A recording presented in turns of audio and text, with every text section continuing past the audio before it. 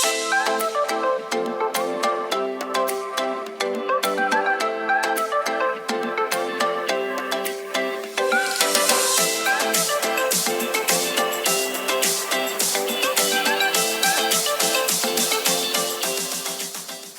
y'all.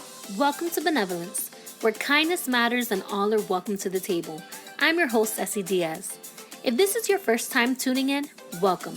Benevolence Podcast is a ministry where we uplift and encourage through testimonials and conversations that are important in our Christian walk.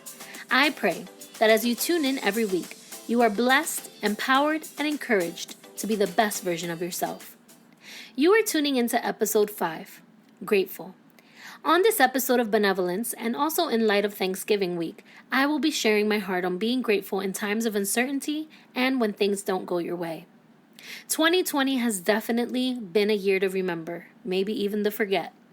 You probably lost your job because of the pandemic or some unfortunate situation.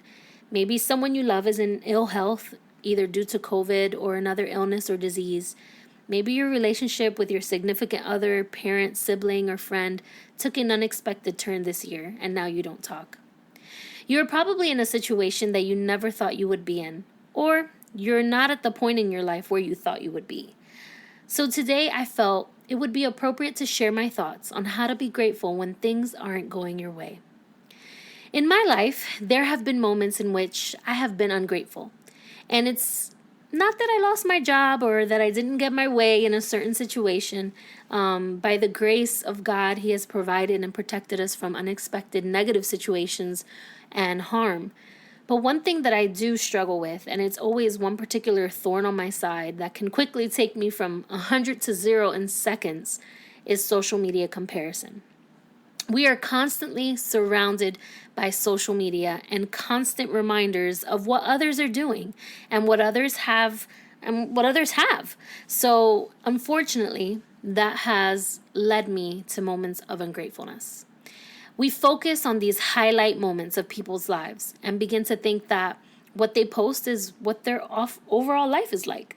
We see perfection in these individuals' lives. We compare our feeds and compare our numbers, and we easily fall into the trap of thinking that no one likes us, we're not as talented as they are, we're not as pretty or as popular as they are. And what was an insecurity among high school cliques, it's turned into an insecurity with the world. It's like, in high school, you see all these cliques and you want to be part of the cool crowd. And, some people thought that was it. In high school, you only went through that. But unfortunately, it keeps going. It keeps going all the way into adulthood. And unfortunately, the main culprit is social media. Now, there's obviously days that I'm doing absolutely great. Like right now, I'm feeling actually really good, and I can honestly say that social media comparison has definitely reduced in its amount in these last few months. I have been on a good high right now, and a high with God. I've been pretty confident in myself, and I thank my husband for always praying for me, and I thank all my friends for always supporting me in this, but I've been good. And the majority of my days are not found comparing myself to others these days, and I'm so grateful for that. And one of the major reasons why it's been such a good season in my life is because I've learned to be grateful.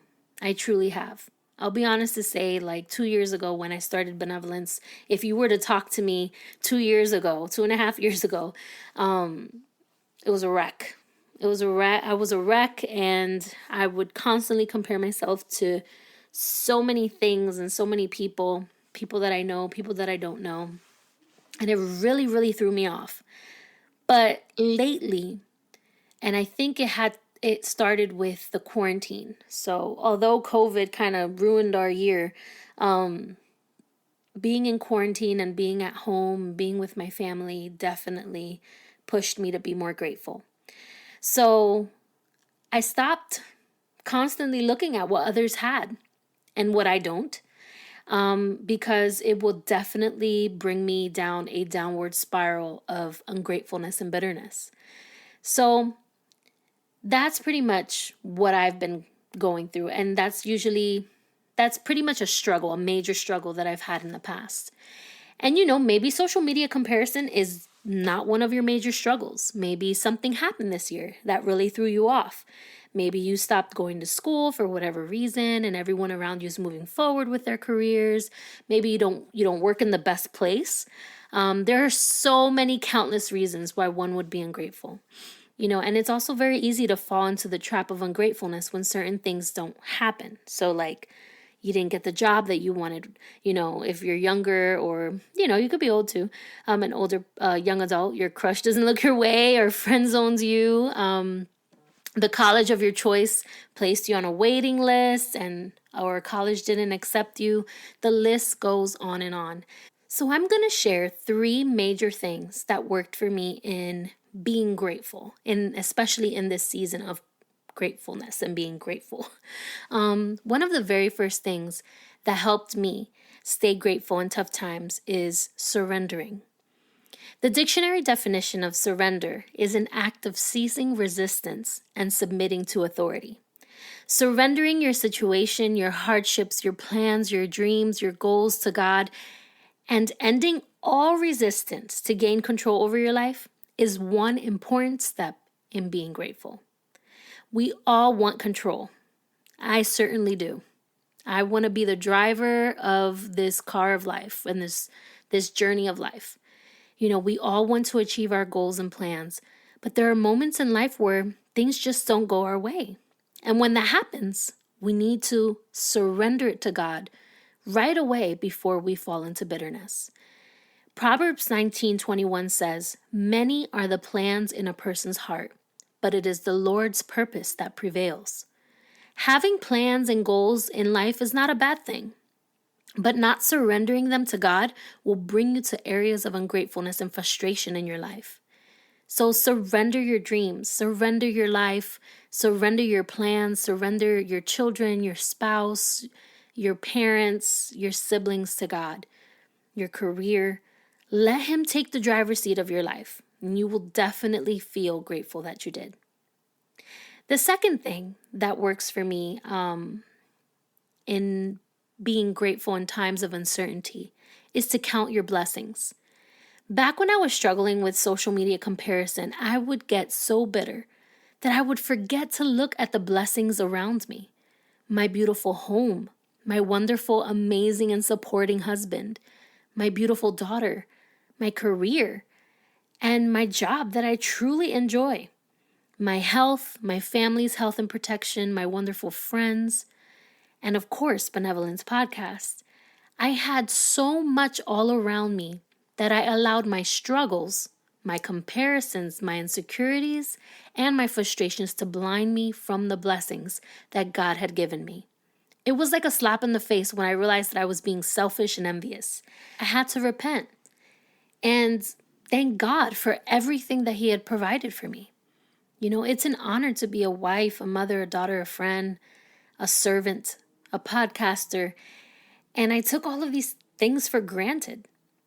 One example from the Bible, the greatest example, was the Apostle Paul. He was jailed, beaten, wrongly accused, and separated from his friends.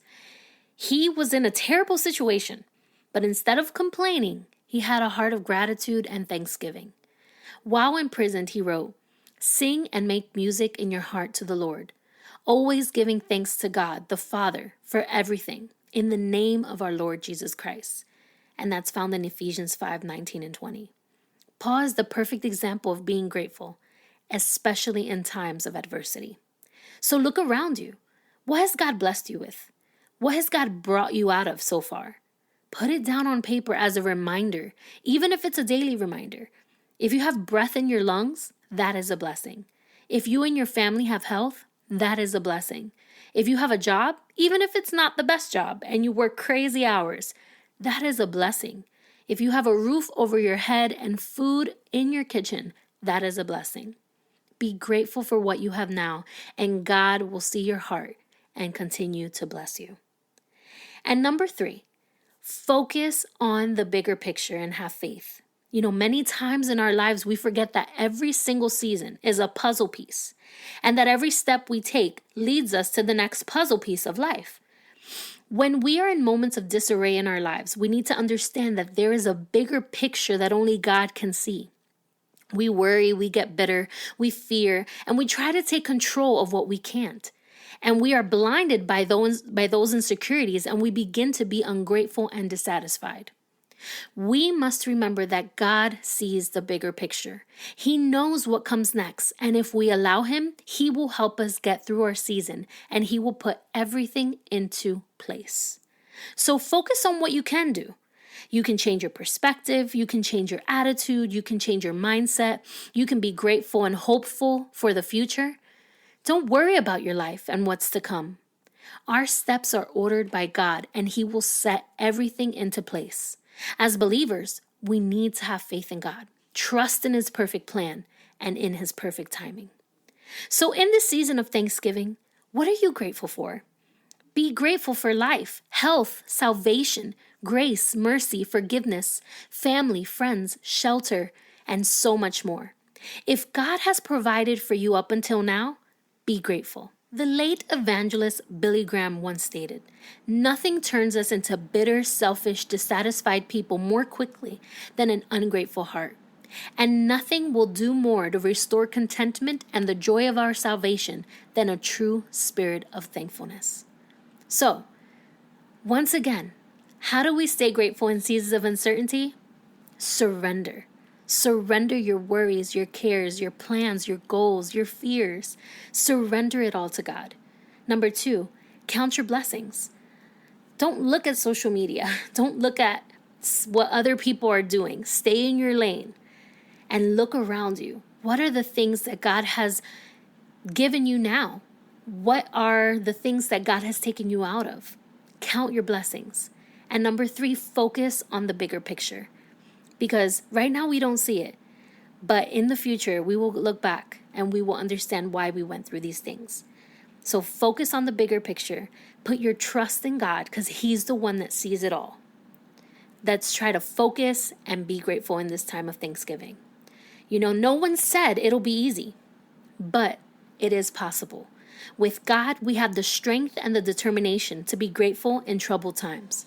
So during this Thanksgiving season, walk in gratitude. There is so much to be grateful for. We just have to take the time and look around us. I pray you have a blessed Thanksgiving with your family and loved ones. I am grateful for many things, but one important thing that I'm grateful for is for Benevolence Podcast and all of you who love and support week after week. I pray that this platform continues to bless your life. I love you all. And thank you all for tuning into Benevolence, where kindness matters and all are welcome to the table. Make sure to follow me on Instagram at Benevolence Podcast. Benevolence Podcast is available on iTunes, Google Play, Spotify, TuneIn, iHeart, or wherever you get your podcast. And stay tuned for next Monday's episode of Benevolence. You don't want to miss it. Bye.